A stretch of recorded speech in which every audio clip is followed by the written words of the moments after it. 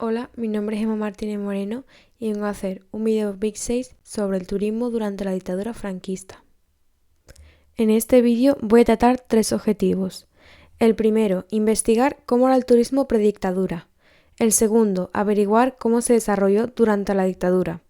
El tercero, conocer quiénes fueron los países que más visitaron España. El cómo España era percibida por los extranjeros en el pasado fue fundamental para la atracción de visitantes. La idea que tenían los visitantes del siglo XVIII fue muy mala. Un país atrasado, con ciudadanos poco menos que salvajes, con pésimas comunicaciones, sucios y con posadas que no ofrecían ninguna comodidad al huésped. Tras la Guerra de la Independencia, los visitantes resaltaban un país de singular belleza, paisajes excepcionales, mujeres hermosas, hombres valientes, donde la figura del bandolero y del torero era digna de admiración. En resumen, un país atractivo, más cercano al oriente, sobre todo al sur, que a sus países de procedencia. Sin embargo, se seguía viendo como un país atrasado en cuanto a infraestructuras, por ejemplo. Por eso se vio la necesidad de modificar esta imagen y lograr transmitir la de un país moderno a la altura del resto de sus vecinos europeos. Se le hizo hincapié a los gobernadores civiles para que tratasen de evitar la presencia de mendigos en las estaciones de ferrocarril y que tampoco dentro de las ciudades molestasen a los visitantes. El turismo nacional ganó importancia, lo que se debió tanto a la crisis económica internacional como a las políticas sociales del gobierno, entre las que se encontraba el fomento de actividades recreativas para la clase obrera. Durante la Segunda República encontramos la apertura al público de algunos de los jardines más importantes del país, como los de Aranjuez, La Granja, el Escorial, los Alcázares de Sevilla, el Pardo, la Casa de Campo de Madrid y el Campo del Moro del Palacio Real, aparte de la construcción de piscinas, playas artificiales, restaurantes, clubes de remo y vestuarios para las clases trabajadoras. Ahora pasamos al punto 2. A principios de la década de 1960 se confirma definitivamente la alianza firmada con Estados Unidos y empieza el periodo de la llamada apertura diplomática y económica del régimen. Abanderado bajo el exitoso eslogan Spain is different, el fomento del turismo supone una alteración radical de las costumbres y del panorama social y visual del país.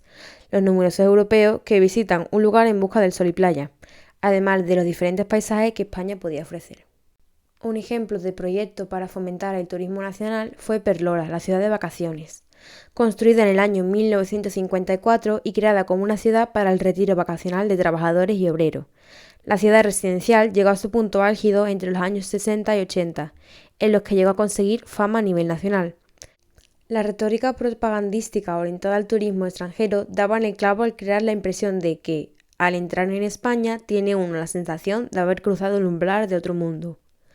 La singularidad española se convirtió en el primer incentivo del turismo franquista, mucho antes de la rentable trilogía consumista de las tres S, Sun, Sea and Sex, confirmar a España como el destino low cost favorito. Respecto al punto 3, según los datos aportados por las estadísticas oficiales, en 20 años el número de visitantes se había multiplicado por 12. Llegaba a España el turismo contemporáneo, llamado comúnmente de masas. A diferencia del turismo de épocas anteriores, este turismo era más económico para las familias trabajadoras. En poco tiempo, España se situó a la cabeza de los países tradicionales de recepción turística en Europa. En 1952 logró superar a Francia y en 1964 a Italia, alzándose como líder del turismo mundial. Europa fue la gran emisora de turistas hacia España, con un porcentaje medio anual del 80% del total de las entradas entre 1961 y 1970.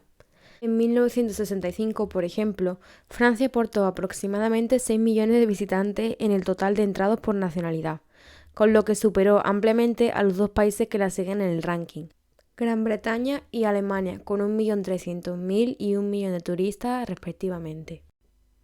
Ahora llegamos a las conclusiones. Mi conclusión con el objetivo 1 es que, antes de ocurrir la dictadura franquista, el turismo español nunca fue una aportación importante a la economía de España, porque internacionalmente España era vista como retrasada, sucia y llena de salvajes. Después de la Guerra de la Independencia, la imagen de España mejoró un poco, pues el resto de europeos veían a España de una belleza singular, un país cercano al oriente. Sin embargo, esto no quitaba la mala imagen de las infraestructuras españolas, así como los mendigos y gente pobre por las calles. Nacionalmente, las únicas familias que se podían permitir unas vacaciones eran las adineradas, por lo tanto tampoco hubo un amplio tráfico nacional. Durante la Segunda República Española, el turismo nacional sufrió un aumento que se debió al intento de la República de facilitar las vacaciones a los trabajadores y obreros, tomando medidas como la apertura de importantes jardines, construcciones de piscinas y playas artificiales, clubes de remo, restaurantes y victorias para las clases trabajadoras. Mi conclusión con el segundo objetivo es que durante la dictadura, a principios de la década de los 60, se confirmó definitivamente la alianza entre Estados Unidos y España, surgiendo una apertura diplomática y económica del régimen. Se creó el eslogan Spain is different y hubo un aumento del turismo que supuso una alteración radical del panorama social del país. Los numerosos europeos que visitaban el lugar buscaban el sol y playa, así como los diferentes paisajes que España podría ofrecer. Sobre el turismo nacional, hacia el final y mediados de la dictadura, tuvo un apogeo.